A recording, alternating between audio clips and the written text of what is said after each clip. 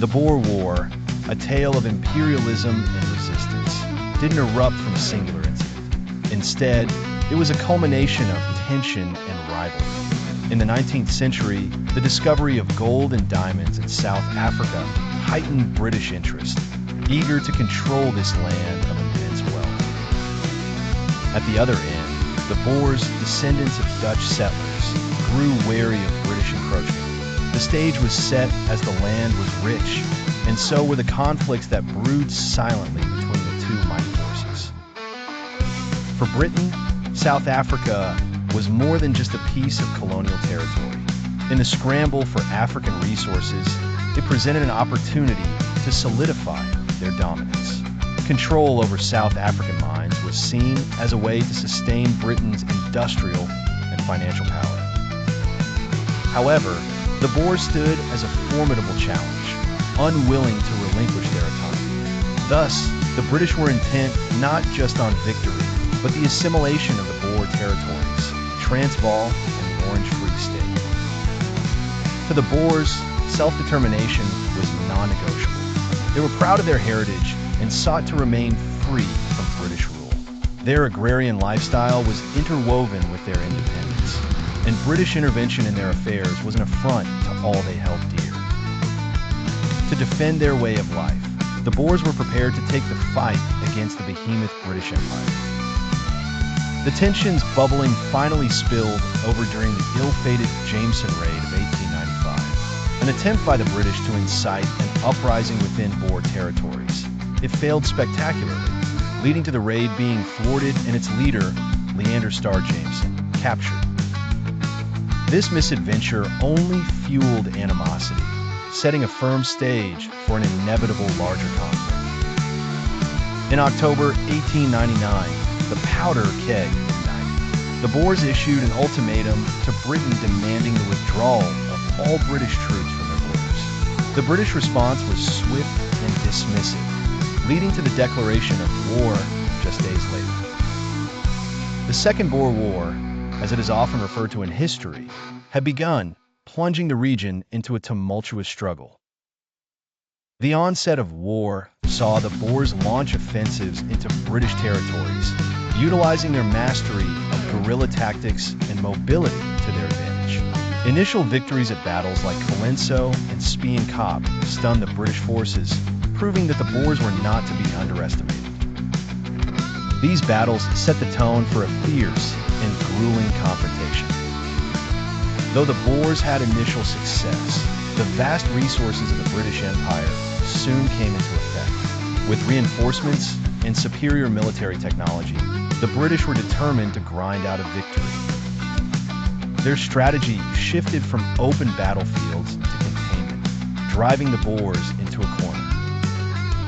January 1900, the British attempted to relieve their forces besieged in Ladysmith, a pivotal point in the war.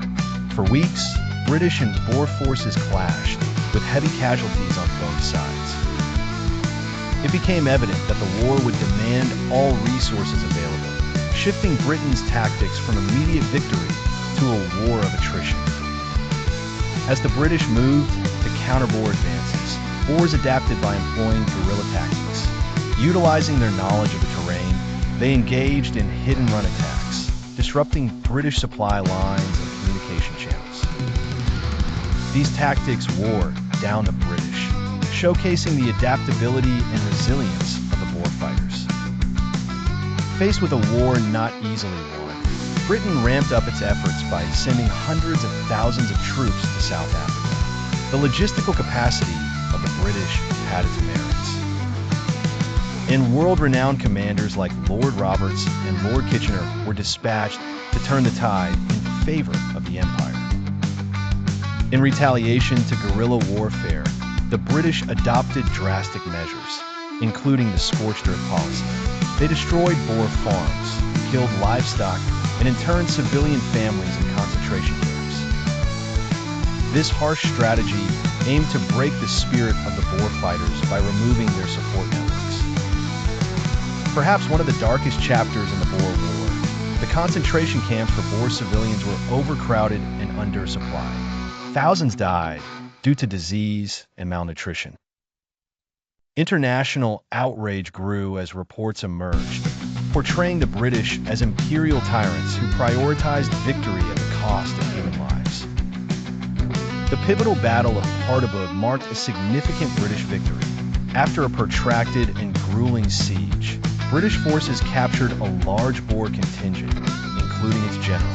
It signaled a turning point in the war, showcasing British resolve and ability to adapt to Boer tactics.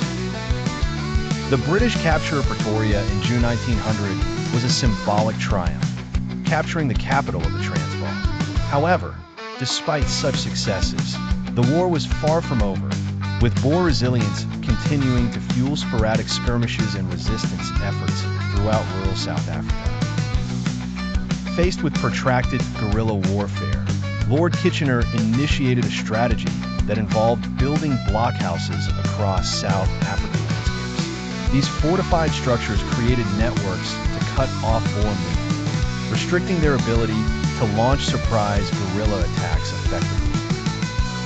Boer women took on significant roles, not just managing households, but also forging weapons and supplying Boer commandos with critical resources. They partook in espionage, signaling the location of British troops, a testament to their indomitable spirit and resilience in the face of adversity.